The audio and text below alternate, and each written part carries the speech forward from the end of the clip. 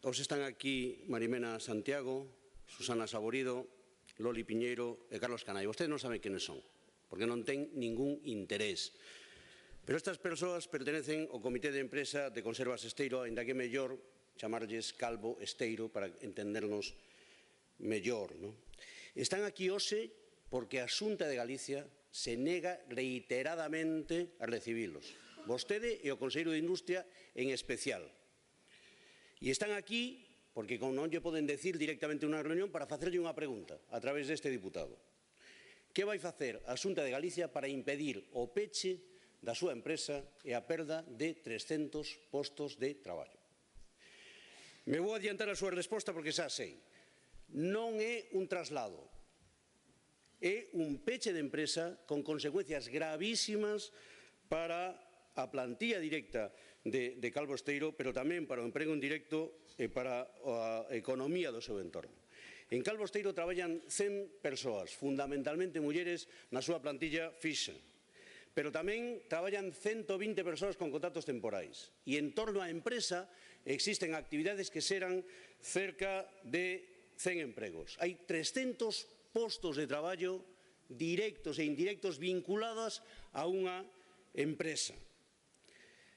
Non sei se o sabe, pero Calvo Esteiro é a principal fábrica que hai entre Noia e Carnota.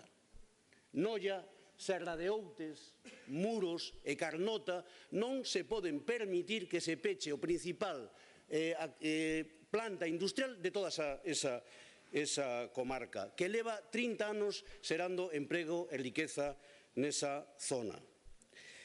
Non hai ningunha razón para pechar a empresa. Estamos falando do Grupo Conserveiro Calvo, 600 millóns de euros de facturación o ano pasado, 50 millóns de beneficios o ano pasado, 16 millóns de euros de dividendos o ano pasado, e alega que non ten 1 millón de euros para modernizar as instalacións de Calvo Esteiro. Ese é o seu argumento. E cando di que vai a trasladar a plantilla, o que está dicindo é que vai pechar un centro productivo que é a principal empresa entre Noia e Carnota e que vai a deixar na rúa a 300 persoas. A Xunta de Galicia non pode ser cómplice desta decisión por dúas razóns obvias. Primeiro, que unha empresa privada nunca é exactamente unha empresa privada que este ao marxen da economía e da sociedade.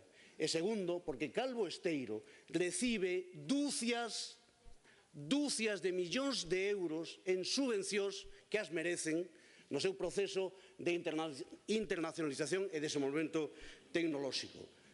Lle vou facer as preguntas. Por que non reciben ao Comité de Empresa e aos sindicatos? Por que se negan?